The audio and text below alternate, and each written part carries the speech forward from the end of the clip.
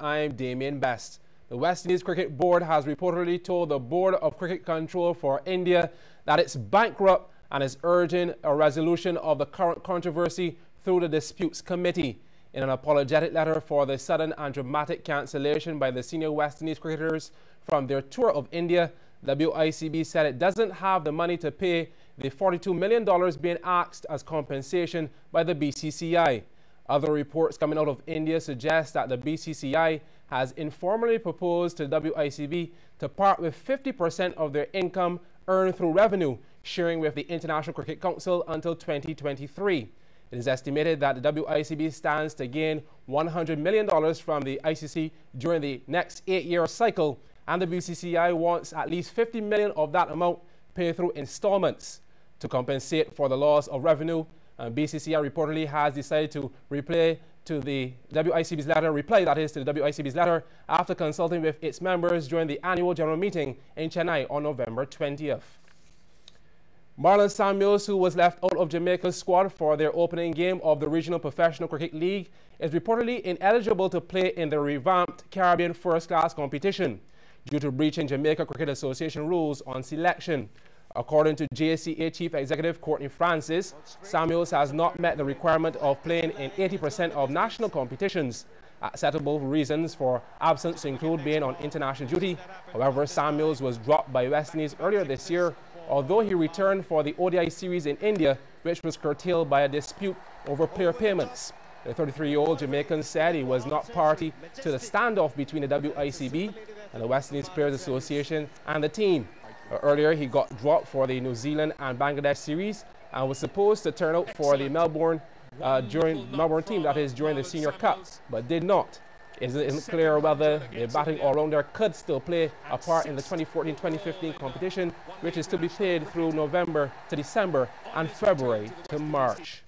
WIPO President Wavell Hines is head of that Jamaica selection panel, which includes Robert Haynes, Delroy Morgan, Wayne Lewis, and Cleveland Davidson. Gourmet Express Progressive tasted victory for the first time since 2010 in the Goddard Enterprises Limited Senior Volleyball Knockout Championships. They defeated arch rivals Deacons at the Garfield Sobers Gymnasium last night. CBC's Shane Jones reports. Big men's final, Deacons in their customary green taking on Progressive. Beautiful back set, but Grace sends it long. Short set now, and oh my goodness, that's a free facial, compliments Fabian Cox. Progressive on the attack again, but this time Sheldon Roach comes up with a big block. Very tight first set, but Progressive took it 29-27. And they motored their way through the second as well. Cox with the kill. Brown thought this one was in for Deacons. Nope, just outside. As Progressive took the second 25-22 for the two-set lead. But Deacons fought back in the third. Brown with the cross-court smash. Big block from Thompson as Deacons won the third set 25-16. Deacons needing to win the fourth as well to stay alive. They certainly started well. Check this out for awareness by Progressive, beautifully placed. Clever from Mears, these two really going at each other in the fourth. But there would only be one champion in the end, and that would be Progressive, taking the fourth 25-18, and with it the title. Congrats to them. Shane Jones, CBC Sports. Well, in the women's knockout final, Brighton's Rockets beat Pan American Life Insurance Warrens 3-1 as well. We'll have a report on that matchup and also on the Barbados Darts Festival later tonight during CBC Sports Live from 8:30 p.m. on TV8.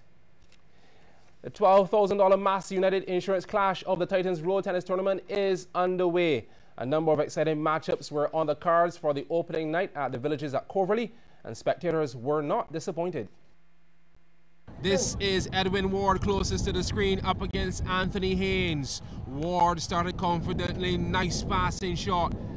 Haynes was right there with him, benefiting from some errors. Ward, though, won the first game 21-15, moving the ball sweetly on the smooth surface. The second game, Haynes fell behind early and never really recovered. Ward taking care of business. That's a beauty. And he would win the set 21-15, 21-10. Next up, Andrew Holder taking on Alan Davidson closest to the screen. Davidson zoned in on victory. He claimed the first game 21-10, a breeze so far. The second, Holder trying to hang tough, excellent racket speed. But Davidson was a handful, forearm on point. And he would go on to win it 21-10, 21-16. The next set, Hanson Chandler versus Abby Clark in orange. And Chandler eager to establish a lead. Clark, though, up to the challenge. He pulled the strings, giving Chandler the runaround. Clark drawing first blood, 21-15. In the second, Chandler put the encounter on a knife's edge. Clark plenty to think about. Chandler winning the second, 21-18. And that's the face of determination.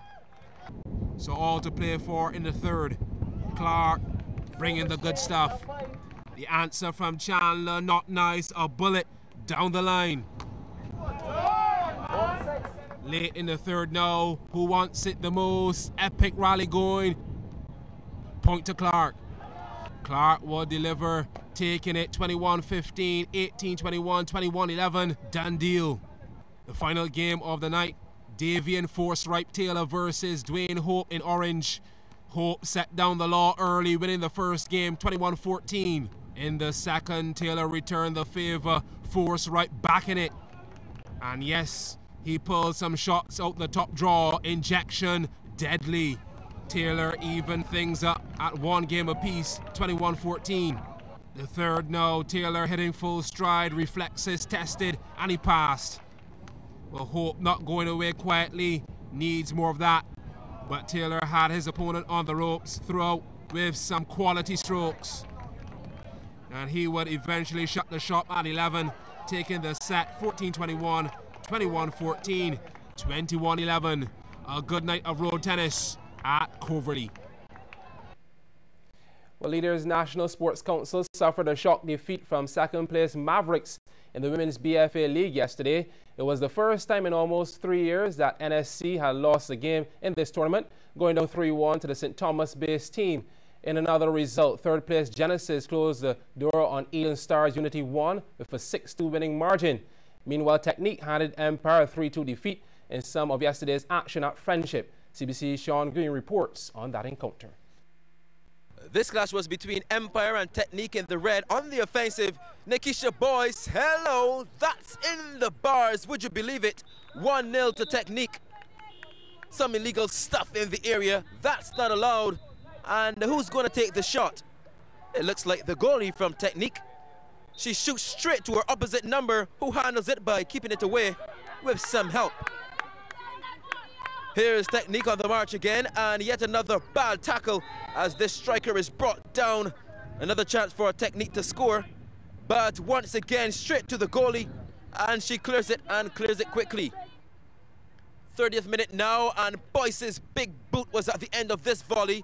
Beautiful direction past the hapless keeper. No, I'll drink to that. Hey, what about drinking to this? Boyce again takes out one defender, gets into position and fires. The keeper makes a real meal of her attempt, and it leaked through. Technique 3, Empire 0. They also had their chance. A free kick gets behind the defense, and so too Nikisha Nurse. She leaves the keeper for dead, and the job was complete. And if it works well, let's try it again. This time, a greater defensive presence, pushing Nurse wide, but anything can happen when the ball comes in. A mistake here and an own goal, giving Empire their second goal in the game. And in the second half, Technique almost added another, but denied by the keeper.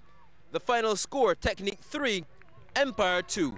Sean Green, CBC Sports.